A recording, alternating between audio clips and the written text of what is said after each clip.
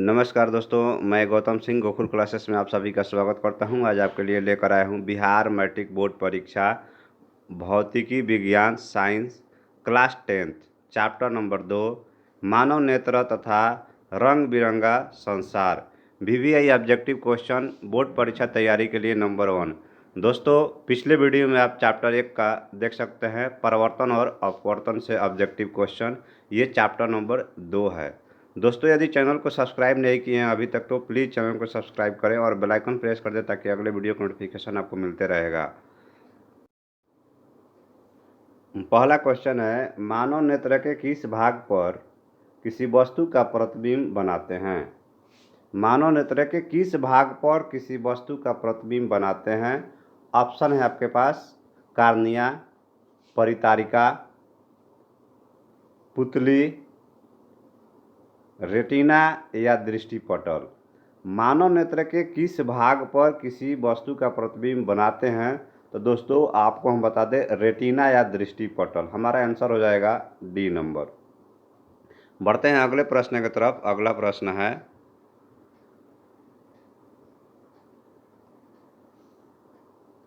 तारों के टिमटिमाने की संख्या किस सिद्धांत पर आधारित है?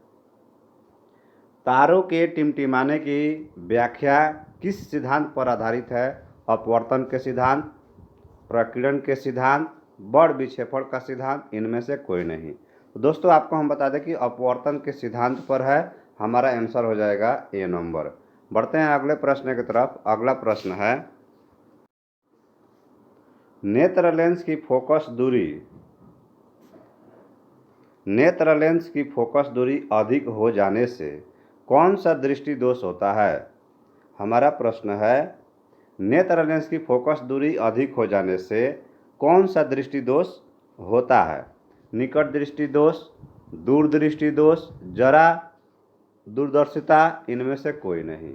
दोस्तों आपको हम बता दें कि नेत्र लेंस की फोकस दूरी जब अधिक होता है तो दूर दृष्टि दोष होता है। तो यहाँ पे हमारा आंसर हो जाएगा बी नंबर। बढ़ते हैं अगले प्रश्न की तरफ। अगला प्रश्न है, नेत्र में किसी वस्तु का बना प्रतिबिंब होता है।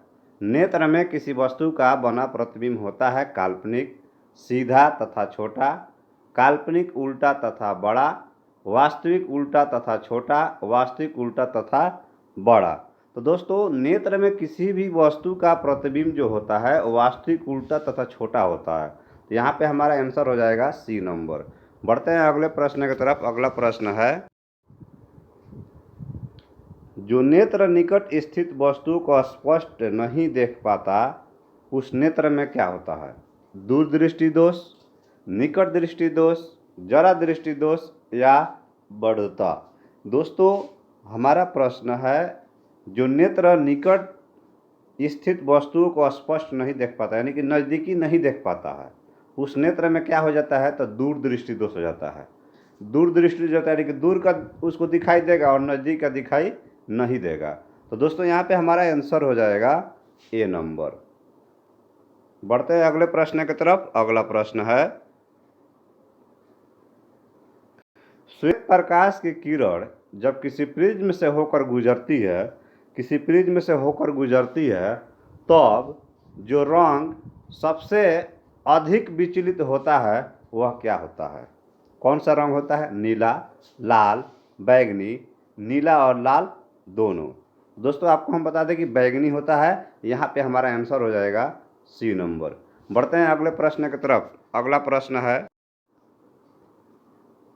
अपने लेंस की फोकस दूरी को बदलकर दूर या निकट की वस्तु को साफ साफ देख सकने के लिए आँख के गुण को क्या कहते हैं? दूरदृष्टिता, समंजन क्षमता, निकट दृष्टिता, जरा दूरदर्शिता।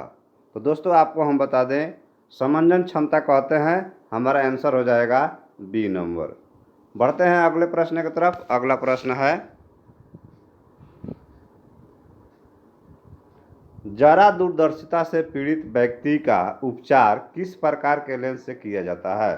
अवतल, बाइफोकल, अपसारी या अभिसारी। तो दोस्तों आपको हम बता दें कि जरा दूरदर्शिता से पीड़ित व्यक्ति का उपचार जो है बाइफोकल लेंस से किया जाता है। यहाँ पे हमारा आंसर हो जाएगा बी नंबर। बढ़ते हैं अगले प्रश्न की तरफ। अगला प्रश्न,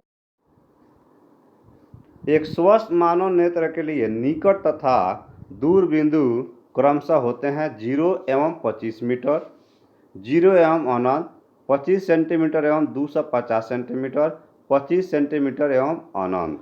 तो दोस्तों आपको हम बता दें, एक स्वस्थ मानव नेत्र के लिए निकट तथा दूर बिंदु होता है 25 सेंटीमीटर एवं अनंत। तो यहाँ पे हमारा आंसर हो जाएगा डी नंबर। बढ़ते हैं अगले प्रश्न की तरफ। अगला प्रश्न है, विभिन्न दूरियों पर किसी वस्तुओं के प्रतिबिंब को फोकस करने के लिए आँख के लेंस की फोकस दूरी परिवर्तित होती है पुतली द्वारा, रेटिना द्वारा, सिलियरी पेशियों द्वारा या आइरिस द्वारा। दोस्तों आपको हम बता दें सिलियरी पेशियों द्वारा होता है। यहाँ पे हमारा आंसर हो जाएगा सी नंबर। बढ़ते हैं अगले प्रश्न की तरफ। अगला प्रश्न, जो नेत्र दूर स्थित वस्तुओं को स्पष्ट नहीं देख पाता है उस नेत्र में क्या होता है? दूर दृष्टि दोष, निकट दृष्टि दोष, जरा दृष्टि दोष या बढ़ता।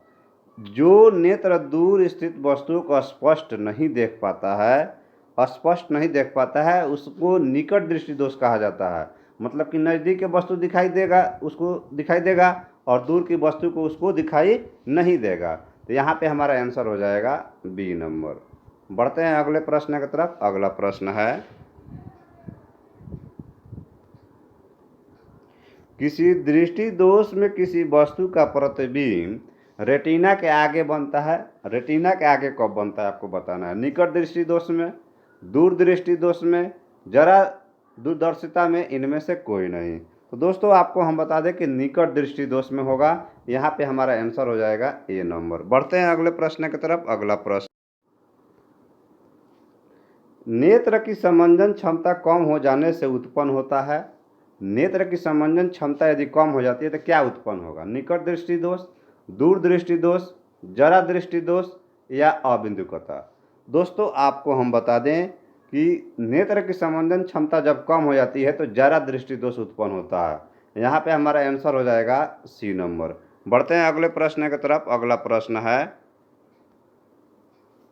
चंद्रमा पर खड़े अंतरिक्ष यात्री को आकाश प्रतीत होता है। चंद्रमा पर खड़े अंतरिक्ष यात्री को आकाश प्रतीत कैसा होगा? नीला, उजला, लाल या काला? तो काला। यहाँ पे हमारा आंसर हो जाएगा डी नंबर। बढ़ते हैं अगले प्रश्न की तरफ। अगला प्रश्न है दोस्तों, श्वेत रंग कितने रंगों के मेल से बना है? 3, 4, 7 या 5? तो दोस्तों आपको हम बता दें, यहाँ पे हमारा आंसर हो जाएगा डी नंबर, बैजनिया पिनाला, यानी 7 रंग से बना हुआ है। यहाँ पे आंसर हो गया हमारा डी नंबर। बढ़ते हैं अगले प्रश्न की तरफ। अगला प्रश्न है, दृश्य प्रकाश में किस वर्ण का तरंगदैर्ध्य अधिकतम होता है? बैगनी, लाल, नीला या पीला? तो दोस्तों आपको हम बता दें लाल। यहाँ पे हमारा आंसर हो जाएगा बी नंबर। बढ़ते हैं अगले प्रश्न की तरफ। अगला प्रश्न है, इंद्रधनुष का बनना किस परिघटना पर आधारित है? प्रकाश का प्रवर्तन, प्रकाश का अपवर्तन, प्रकाश का बड़ विक्षेपण, इनमें से कोई नहीं। दोस्तों आपको हम बता दें कि इंद्रधनुष का बनना जो है प्रकाश का बड़ विक्षेपण पर आधारित है। यहाँ पे हमारा आंसर हो जाएगा सी नंबर। बढ़ते हैं अगले प्रश्न की तरफ। अगला प्रश्न है, जो नेत्र निकट स्थित वस्तु को साफ नहीं देख सकता उस नेत्र में क्या हो जाता है? दोस्तों आपको हम बता दें, इसमें ऑप्शन है दूरदृष्टि दोष, निकट दृष्टि दोष, जरा दृष्टि दोष या अबिंदुकता। दोस्तों आपको हम बता दें कि दूरदृष्टि दोष। यहाँ पे हमारा आंसर हो जाएगा ए नंबर। बढ़ते हैं अगले प्रश्न की तरफ। अगला, किसी कोलाइडी विलयन में निलंबित कणों से प्रकाश के प्रकीर्णन को क्या कहा जाता है? वायुमंडलीय प्रभाव, किंडल प्रभाव, टिंडल प्रभाव या क्विंटल प्रभाव? दोस्तों आपको हम बता दें टिंडल प्रभाव कहा जाता है। किसी कोलाइडी विलयन में निलंबित कणों से प्रकाश के प्रकीर्णन को टिंडल प्रभाव। यहाँ पे हमारा आंसर हो जाएगा सी नंबर। बढ़ते हैं अगले प्रश्न की तरफ। अगला प्रश्न है, सामान्य मानव नेत्र को दूर बिंदु 25 सेंटीमीटर पर होता है, 25 mm यानी मिलीमीटर पर होता है, 25 मीटर पर होता है या अनंत पर होता है। दोस्तों आपको हम बता दें अनंत पर होता है। यहाँ पे हमारा आंसर हो जाएगा डी नंबर। बढ़ते हैं अगले प्रश्न की तरफ। अगला प्रश्न है, निकट दृष्टि दोष वाले व्यक्ति के चश्मे में क्या होता है? उत्तल लेंस, अवतल लेंस, बेलनाकार लेंस, इनमें से कोई नहीं। हमारा प्रश्न है निकट दृष्टि दोष वाले व्यक्ति के चश्मे में क्या होता है? तो अवतल लेंस। हमारा आंसर हो जाएगा बी नंबर। बढ़ते हैं अगले प्रश्न की तरफ। अगला प्रश्न है, मानव नेत्र में उपस्थित लेंस, मानव नेत्र में उपस्थित लेंस उत्तल कोई लेंस नहीं होता, अवतल इनमें से कोई नहीं। दोस्तों आपको हम बता दें उत्तल लेंस होता है। यहाँ पे हमारा आंसर हो जाएगा ए नंबर। बढ़ते हैं अगले प्रश्न की तरफ। अगला प्रश्न, निम्न में से किस दृष्टि दोष में नेत्र को क्रिस्टलीय लेंस धुंधला अपारदर्शी हो जाता है? तो दोस्तों आपको हम बता दें निकट दृष्टि या मोतियाबिंद या दीर्घ दृष्टि या जरा दर्दृष्टता। निम्न में किस दृष्टि दोष में नेत्र को क्रिस्टलीय लेंस धुंधला अपारदर्शी हो जाता है? तो मोतियाबिंद। यहाँ पे हमारा आंसर हो जाएगा बी नंबर। बढ़ते हैं अगले प्रश्न की तरफ। अगला प्रश्न है, स्पेक्ट्रम प्राप्त करने के लिए किसका उपयोग किया जाता है? स्पेक्ट्रम प्राप्त करने के लिए किसका उपयोग किया जाता है? कांच की सिल्ली, अवतल दर्पण, उत्तल लेंस या प्रिज्म। तो दोस्तों प्रिज्म का उपयोग किया जाता है। यहाँ पे आंसर हो जाएगा डी नंबर। बढ़ते हैं अगले प्रश्न की तरफ। स्पेक्ट्रम में किस रंग की किरण का विचलन या झुकाव कम होता है? ये आपको बताना है। लाल, हरा, पीला या बैगनी। तो लाल। हमारा आंसर हो जाएगा ए नंबर। बढ़ते हैं अगले प्रश्न की तरफ। अगला प्रश्न है, दीर्घ दृष्टि के निवारण के लिए उपयोग किया जाता है गोलीय बेलनाकार लेंस, उत्तल लेंस, समतल लेंस या अवतल लेंस। दोस्तों आपको हम बता दें उत्तल लेंस होता है उपयोग। यहाँ पे आंसर हो जाएगा बी नंबर। बढ़ते हैं अगले प्रश्न की तरफ। अगला प्रश्न है, प्रिज्म से प्रकाश की कौन सी परिघटना घटती है? परावर्तन, अपवर्तन, बड़ विक्षेपण, इनमें से कोई नहीं। दोस्तों आपको हम बता दें कि बड़ विक्षेपण से परिघटना घटती है। यहाँ पे आंसर हो जाएगा सी नंबर। बढ़ते हैं अगले प्रश्न की तरफ। अगला प्रश्न है, प्रकाश के किस रंग का तरंगदैर्घ्य सबसे कम होता है? बैगनी, हरा, लाल, कोई नहीं। दोस्तों आपको हम बता दें बैगनी। बैगनी का सबसे कम होता है और लाल का सबसे ज़्यादा होता है, आप याद रखेंगे। बढ़ते हैं अगले प्रश्न की तरफ। अगला प्रश्न, आकाश का रंग नीला प्रतीत होता है कब? प्रकाश के परिवर्तन के कारण, प्रकाश के प्रकीर्णन के कारण, प्रकाश के अपवर्तन के कारण या इनमें से कोई नहीं। तो प्रकाश के प्रकीर्णन के कारण आकाश का रंग नीला प्रतीत होता है। हमारा आंसर हो जाएगा बी नंबर। बढ़ते हैं अगले प्रश्न की तरफ। अगला प्रश्न है, आँख व्यवहार होता है अवतल दर्पण की तरह, उत्तल लेंस की तरह, समतल दर्पण की तरह, इनमें से कोई नहीं। दोस्तों आपको हम बता दें उत्तल लेंस की तरह आँख का व्यवहार होता है। हमारा आंसर हो जाएगा बी नंबर। बढ़ते हैं अगले प्रश्न की तरफ। अगला प्रश्न है, एक साधारण प्रिज्म कितने सतहों से घिरा होता है? एक साधारण प्रिज्म कितने सतहों से घिरा होता है? 6, 4, 5 या 3। तो 5। हमारा आंसर हो जाएगा सी नंबर। बढ़ते हैं अगले प्रश्न की तरफ। अगला प्रश्न है, यदि किसी वस्तु का प्रतिबिंब रेटिना के पीछे बनता है तो वह व्यक्ति किस दृष्टि दोष से पीड़ित है? दूरदृष्टि दोष, निकट दृष्टि दोष, जरा दृष्टि दोष, इनमें से कोई नहीं। दोस्तों आपको हम बता दें दूरदृष्टि दोष। पीछे बनता है तो दूरदृष्टि दोष, आगे बनता है तो निकट दृष्टि दोष, आप याद रखेंगे। हमारा आंसर हो जाएगा ए नंबर। बढ़ते हैं अगले प्रश्न की तरफ। अगला प्रश्न है, किसी माध्यम में छोटे छोटे कणों के निलंबन को कहा जाता है कोलाइड, पुंज, प्रकाश, इनमें से कोई नहीं। दोस्तों आपको हम बता दें किसी माध्यम में छोटे छोटे कणों के निलंबन को कहा जाता है कोलाइड।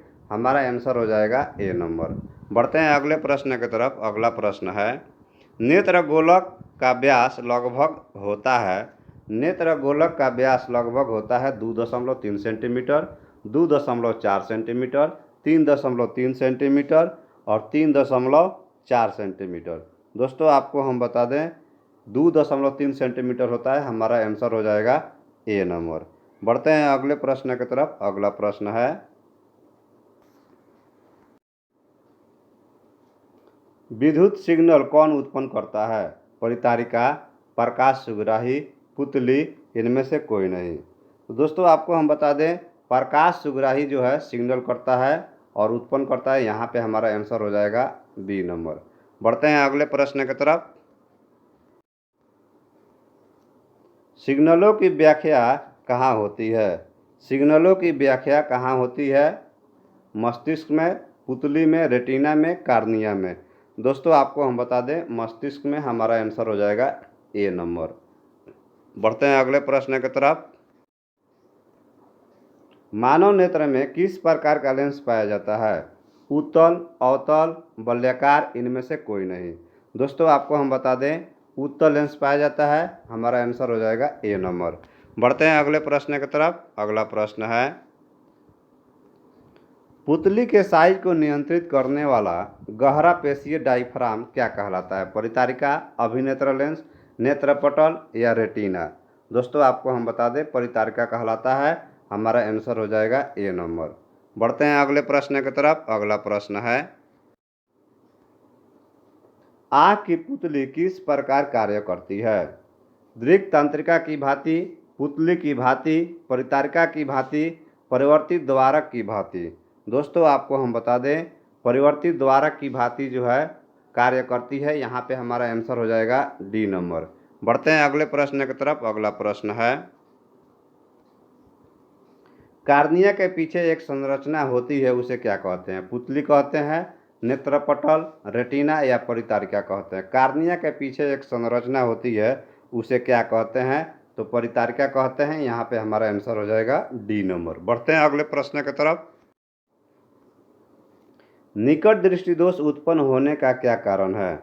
अभिनेत्र लेंस की वक्रता बढ़ जाना, अभिनेत्र लेंस की वक्रता का घट जाना, नेत्र गोलक की लंबाई घट जाना। सभी कथन सत्य है। निकट दृष्टि दोष उत्पन्न होने के क्या कारण है? दोस्तों आपको हम बता दें अभिनेत्र लेंस की वक्रता बढ़ जाना, यहाँ पे हमारा आंसर हो जाएगा ए नंबर। बढ़ते हैं अगले प्रश्न की तरफ। अगला प्रश्न है, निकट दृष्टि दोष दूर करने के लिए किस लेंस का व्यवहार किया जाता है? उत्तल, अवतल, समतल या सभी। दोस्तों आपको हम बता दें अवतल लेंस का व्यवहार किया जाता है, हमारा आंसर हो जाएगा बी नंबर। बढ़ते हैं अगले प्रश्न की तरफ। आँख में प्रवेश करने वाले प्रकाश की मात्रा को नियंत्रित करता है। आँख में जो प्रवेश करता है प्रकाश, उसको नियंत्रित कौन करता है? परितारिका, पश्चमाभी, पेशिया, पुतली या लेंस। दोस्तों आपको हम बता दें परितारिका, यहाँ पे हमारा आंसर हो जाएगा ए नंबर। बढ़ते हैं अगले प्रश्न की तरफ। अगला प्रश्न है, नेत्र में प्रवेश करने वाले प्रकाश किरणों का अधिकांश अपवर्तन होता है नेत्रोद अंतरपृष्ठ पर, अभिनेत्र के अंतरपृष्ठ पर, कार्निया के बाहरी पृष्ठ पर, इनमें से कोई नहीं। तो दोस्तों आपको हम बता दें कार्निया के बाहरी पृष्ठ पर, हमारा आंसर हो जाएगा सी नंबर। बढ़ते हैं अगले प्रश्न की तरफ। अगला प्रश्न है, मंद प्रकाश में किसकी शिथिलता से पुतली पूर्ण रूप से फैल जाती है? कार्निया, परितारिका, एरिस, इनमें से कोई नहीं। तो दोस्तों आपको हम बता दें परितारिका, हमारा आंसर हो जाएगा बी नंबर। बढ़ते हैं अगले प्रश्न की तरफ। अगला प्रश्न है, नेत्र गोलक के गोल होने पर देख पाते हैं निकट की वस्तुओं को, दूर की वस्तुओं को, 25 सेंटीमीटर की दूरी पर की वस्तुओं को, इनमें से कोई नहीं। तो दोस्तों आपको हम बता दें निकट की वस्तुओं को, हमारा आंसर हो जाएगा ए नंबर। बढ़ते हैं अगले प्रश्न की तरफ। वस्तु को हटा लेने के बाद भी नेत्रपटल पर प्रतिबिंब कितने सेकंड तक रहता है? 1/10 सेकंड, 1/20 सेकंड, 1/16, 1/5। तो 1/10 सेकंड हमारा आंसर हो जाएगा ए नंबर। बढ़ते हैं अगले प्रश्न की तरफ। अगला प्रश्न है, दृष्टि निर्बंध सिद्धांत का उपयोग कहाँ किया जाता है? चलचित्र प्रक्षेपण में, फोटोग्राफी कैमरे में, सूक्ष्मदर्शी में, इनमें से कोई नहीं। दोस्तों आपको हम बता दें, चलचित्र प्रक्षेपण में हमारा आंसर हो जाएगा ए नंबर। बढ़ते हैं अगले प्रश्न की तरफ। अगला प्रश्न है, कार्निया के पीछे क्या है जो काले रंग की पेशिया का समुच्चय है? परितारिका, नेत्रपटल, दृष्टिपटल, इनमें से कोई नहीं। तो परितारिका हमारा आंसर हो जाएगा ए नंबर। बढ़ते हैं अगले प्रश्न की तरफ। अगला प्रश्न है, आयु में वृद्धि होने पर मानव में समंजन क्षमता घट जाती है, यह दोष कहलाती है?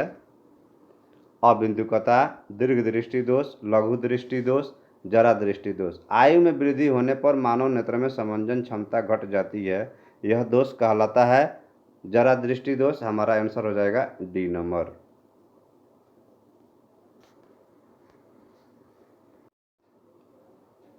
तो दोस्तों ये था बिहार मैट्रिक बोर्ड परीक्षा भौतिकी विज्ञान साइंस क्लास 10 चैप्टर 2 मानव नेत्र तथा रंग बिरंगा संसार VVI ऑब्जेक्टिव क्वेश्चन बोर्ड परीक्षा तैयारी के लिए नंबर 1। दोस्तों यदि चैनल को सब्सक्राइब नहीं किए तो प्लीज़ चैनल को सब्सक्राइब करें और बेल आइकन प्रेस कर दें ताकि अगले वीडियो का नोटिफिकेशन आपको मिलते रहेगा। थैंक यू दोस्तों। राधे राधे दोस्तों।